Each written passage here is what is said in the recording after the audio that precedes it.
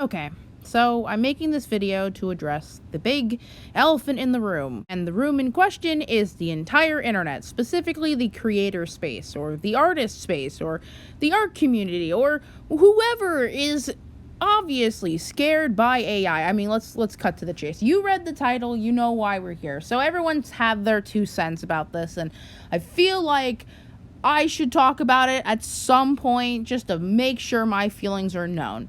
And just so we make sure we're all on the same page and so you understand my understanding of it or how I'm going to deal with it in the future, especially considering some things I've done in the past, I think it's only fair. But doing it in this blank background or to a speed paint digitally doesn't feel right. I feel like I need to get back to the basics to show that you really don't need technology to make art. In fact, you don't even need to make really good art to make a point. I mean, have you seen those corporate fucking people? Those horrible homunculus they put on everything for like presentations? We're going even further back than just a basic sketch. We're going to use full-on paper. Every panel of this presentation was handwritten on a piece of scrap copy paper with a ballpoint pen, a black ballpoint pen. The only color is in one panel, and I used 2 different highlighters, the pink and yellow variety.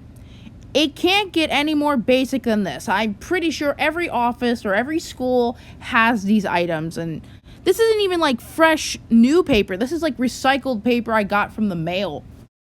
So with that in mind, let's get into the actual presentation, shall we? First thing I'd like to say is that I'm a little bit nervous to talk about this, mostly because as most artists were back when this stuff started coming out, I was experimenting with it and I was trying to see what I could do with it.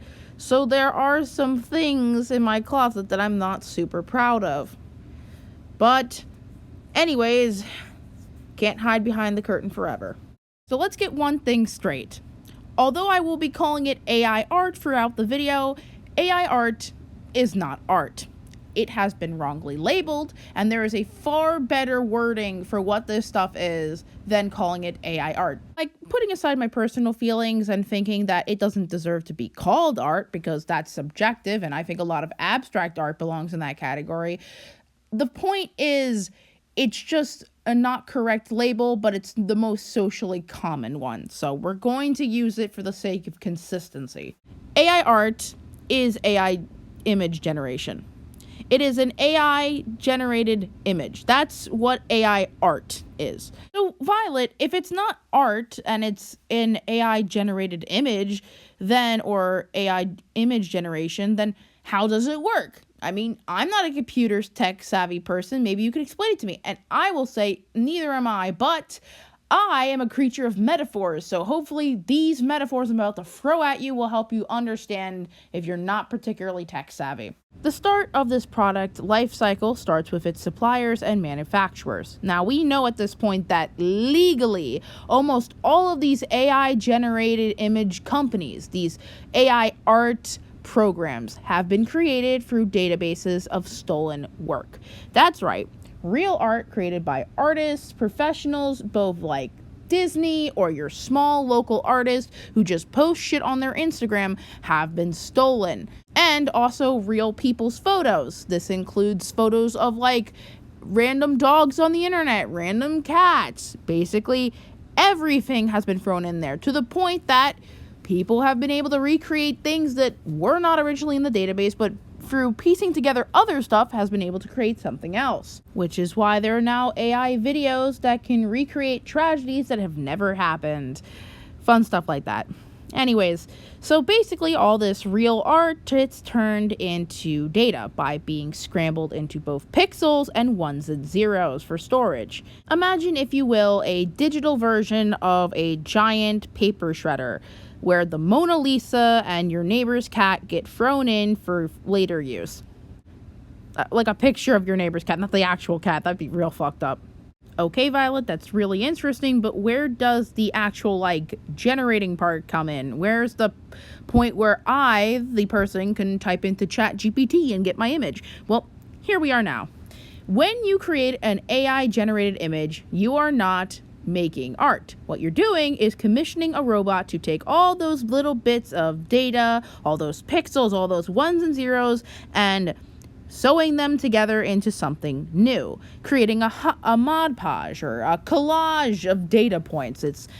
And let's get metaphorical. Let's imagine that you're an AI bro and you're sitting at the desk and you want to recreate or create your own brand spanking new hot anime waifu with the biggest bitties and the tightest kadoosh you could possibly think of. What you're doing is you're basically giving a long list of traits to a machine, and the machine acts as like an artist, and then it draws what you just commissioned it. You yourself are not making anything. The robot's making it for you. That's why you can't copyright these images, because the machine made it, and the machine is unable to make a copyright of its image. And it can't even sell you the rights to its image because it's a machine. Ain't that fun? Except it's not even making the art. It's making a basic collage. Like I said before, what it's actually doing is making a collage of other people's work. So basically, that would be like the closest thing you could possibly do to that is going up to an artist, handing them a big pile of papers and saying, "Can you cut this up into a new design for me, please? Thank you." Then, after the artist finishes up their work, you take the piece and you go, "I made this, I made this, I made this. Yes, I can finally make art, hee hee." So the way I'm saying this kind of makes it sound pretty unethical to say something you didn't create is yours, but that's what a lot of these AI artists are. They're people who are claiming something is theirs that isn't. So Violet, you must be thinking, is there an ethical way to do AI art if it's basically collage of other people's work and you're not actually creating anything, you're just making a robot do it for you? Well, basically no, but...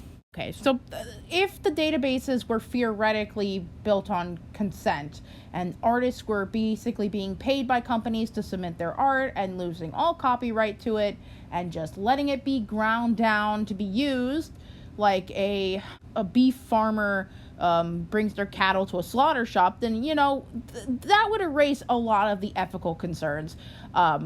And maybe if these AI art generators weren't guzzling down drinkable water, which, yes, that is a thing, like nuclear power plants, they need water to cool themselves down or they will short circuit. And so they are basically using up water every time you generate a new image or every time you generate a new piece of text on ChatGPT. But that's a whole thing that I don't know very well, so I'm not going to get super into. Just know that it's happening. Assuming that the climate's going to stay the same, that the art's going to remain a stolen database, that this AI art is not going anywhere, that the ethical concerns are never going to be properly addressed, what can we do in light of this? Because it's not going away. We as a society have never had to deal with something this complicated, and my brain has a hard time wrapping around it. So once again, like I said, I am a woman of metaphors. Let me describe to you a scenario that will hopefully let you understand my thoughts and feelings on a little bit of a deeper basis. Imagine the internet is a beautiful, sunny beach that was once filled with many, many people building sandcastles and with natural treasures, shells and starfish and sand dollars. And now things have changed. Sure, there was always going to end up being human evidence in the place. That's just how humanity always was. But let's imagine we finally move from regular human waste, like, wooden sticks and spears, to industrial waste.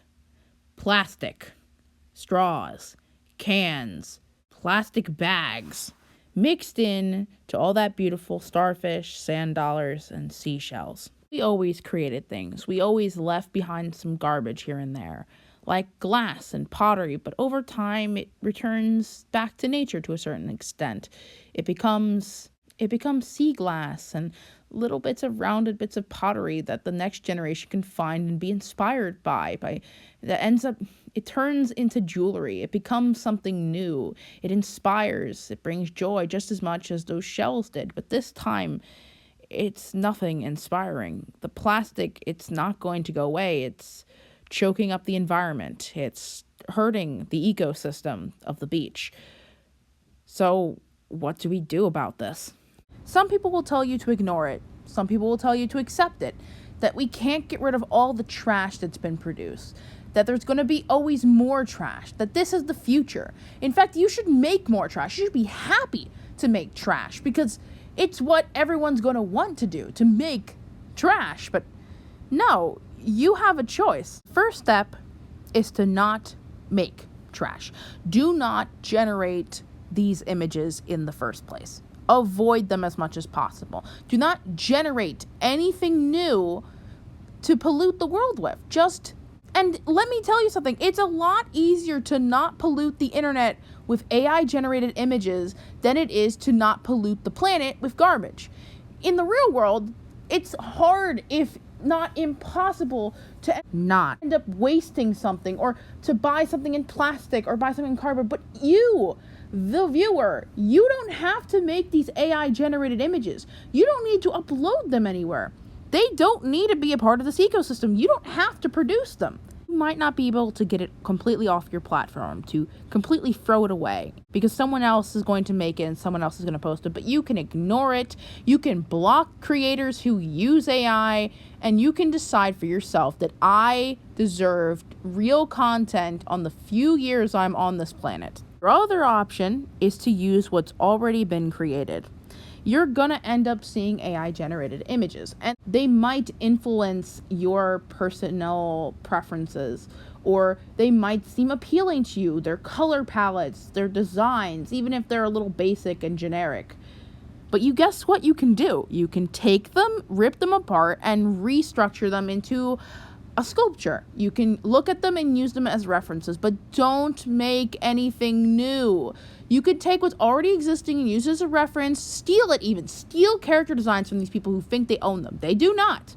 Whatever version you make with your bare hands, you own that version. Just like how every person who's made a version of Little Red Riding Hood owns that version of Little Red Riding Hood. You could do whatever you want because it's basically public domain. Remember, when you go to the beach, nobody owns those plastic straws on the ground. You can pick them up and make a sculpture out of them, or the cans, or whatever you find on the ground. It's free real estate, baby. But this is where the metaphor gets a little bit messy. It's better to think of AI generated images or AI art as not plastic waste, but as fur coats. A commodity that doesn't need to exist anymore in most places. Most places, fur coats are a luxury, and they are created through horrific farming practices. And the most ethical thing you can do with a fur coat is never buy them in the first place by not supporting the industry. But there's still going to be fur coats in the market. If you want a real fur coat, what you can do is you can buy a pre-owned one. AKA, you can find a AI generated image in the wild, an AI piece of art, and you can take it and make it yours and do whatever you want with it because, again, it's free real estate. Or you can full on just recycle it because you can't probably delete it or throw it away, but what you can do is not let it get in the way of your creativity because you're a real human artist. And if you looked at the visuals in my video and said a child could have drawn them better, or you think you could have drawn my presentation better, do it. I would love nothing more than people making art, even if it's simple, even if it's crap, even if it's shitty. A child's drawing, a genuine child's drawing, has more visual appeal to me than an AI generated image because I can see that a little person, the beginnings of a consciousness, made it. And I know when I look at an AI generated image, there is nothing behind it but a blank screen. Currently, I had started a series about if you haven't caught on to what's going on in the series, it's about a shady company which has created a port that they can install into people and then connect them to computer screens to then harvest their dreams, to look into their mind and go deep within their psyche through their dreams. I'm using AI art in that process, but purposely the AI art is crap. It's about AI generation. It's about how it's not human, that it's human creativity theft. I understand if people are going to be like, you still shouldn't be using AI generated images, even if that's the point of the project. But I started this project and I'm determined to finish it. Remember, I'm not supporting AI art by doing it. I'm just, the whole moral of the story is against AI art. It just makes sense that the AI art in the series about AI art is actual AI art and not hand-drawn, because it kind of loses the uncanniness and inhumanness of it when it's not. So please forgive me, but understand that's my thoughts and feelings on things, and why I feel slightly comfortable continuing my series, but in general, I will no longer be using AI art in my art process. Started this project before I understood the harm of AI art, and I just want to finish it to prove that I can.